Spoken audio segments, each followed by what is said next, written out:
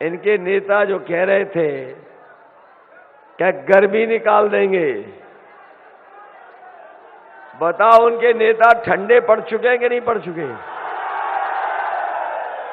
हम उन गर्मी निकालने वालों को कहना चाहते हैं, समाजवादी सरकार आएगी तो अपने नौजवानों के लिए फौज में भर्ती निकालने का काम समाजवादी लोग करेंगे। न केवल फौज में बल्कि पुलिस में भी नौकरी निकालने का काम समाजवादी में होगा। हमारे ये पढ़े लिखे नौजवान जानते होंगे कि उत्तर प्रदेश की सरकार में सबसे ज्यादा नौकरियां कहीं खाली हैं तो हमारे शिक्षा विभाग में। और हमारे बुजुर्ग और गांव के लोग जो यहां आए हैं वो जानते होंगे कि पिछले 3 साल में बच्चों की पढ़ाई चौपट हो गई कि नहीं हो गई। आज 11 लाख पद खाली हैं सरकार के। हमारे बाबा मुख्यमंत्री पता नहीं क्या करते रहे, 11 लाख पद नहीं भर पाए। 11 लाख पद भर दिए होते तो हमारे बहुत सारे नौजवानों को नौकरी और रोजगार मिल जाता। समाजवादी सरकार आएगी तो हम आपको भरोसा दिलाते हैं, जहां 11 लाख पदों पर भर्ती होगी, नौकरी मिलेगी, वहीं हमारे बीएड और टेट वालों को समायोजित करने का काम भी समाजवादी सरकार ने किया। ये तो हमारे बीएड टेट वालों ने बड़ा बढ़िया नारा बना लिया है, सफेद टोपी न ठाना है, साइकिल को जिताना है।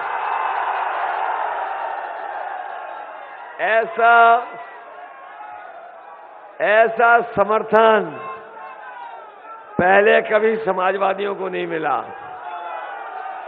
न केवल हमारे बीएड टेट वालों की मदद होगी, हमें अगर नई भर्ती भी निकालनी पड़ेगी तो नई भर्ती निकाल करके टेट वाले और तमाम लोगों को शिक्षक बनाने का काम करेंगे। हमारे शिक्षा मित्र को मानदेय समाजवादी सरकार में मिलता था, इनकी सरकार आई तो उनका भी सम्मान छीन लिया। हम अपने शिक्षा मित्रों को भरोसा दिला के जा रहे हैं और रोजगार सेवकों को भी कि सरकार बनेगी तो जहां शिक्षा मित्रों की पहले जैसा सम्मान किया जाएगा, वहीं हमारे अनुदेशकों को नियमितीकरण भी करने का फैसला समाजवादी सरकार में होगा। ये भरोसा है आपको कि नहीं है? याद रखना, समाजवादियों की कथनी करनी में कभी भेद नहीं होता है।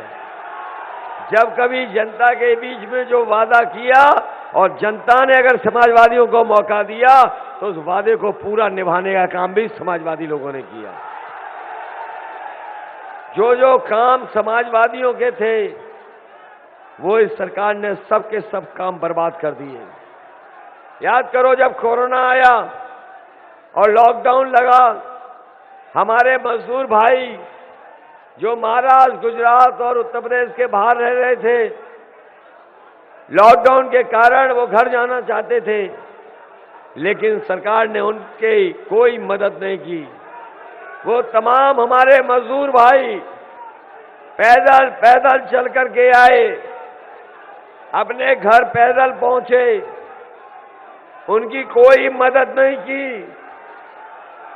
और कई मजदूर परिवार के लोगों की जान चली गई। अगर उस समय मजदूर भाइयों की अगर किसी ने मदद की थी, खाने पीने से लेकर के उनके जान जाने पर, तो समाजवादी पार्टी और समाजवादी लोगों ने, समाजवादियों ने मदद की। और याद करिए वो समय, जिस समय बीमारी आई, लोगों को दवाई की जरूरत थी, अस्पताल की जरूरत थी, बिस्तर की जरूरत थी, लेकिन ये सरकार बीमारी में मदद नहीं कर पाई। उस समय हमारे गरीबों की कोई मदद कर रहा था तो भाई 108, 102 एम्बुलेंस वो गांव-गांव जा करके मदद कर रही थी।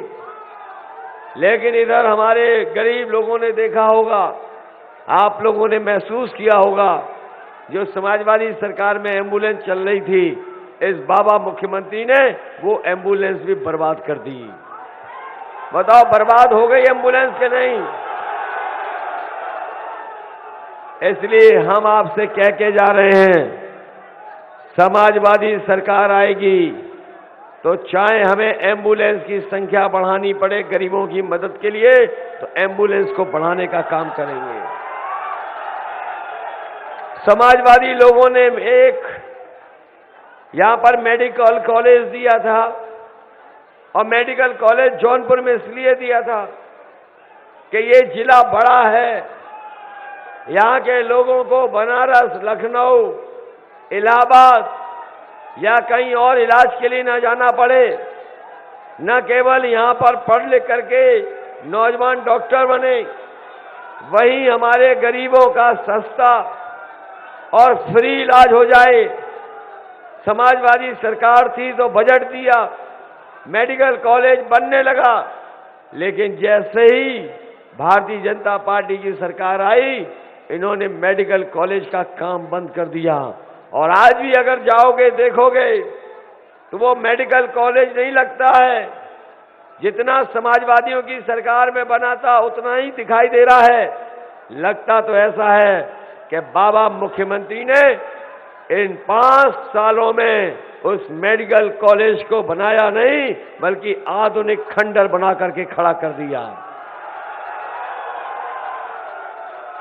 न केवल मेडिकल कॉलेज बनाया, लेकिन दिल्ली वाले कैंची लेके आ गए, लखनऊ वाले फीता लेके खड़े हो गए, और बताओ उसका उद्घाटन कर दिया। जो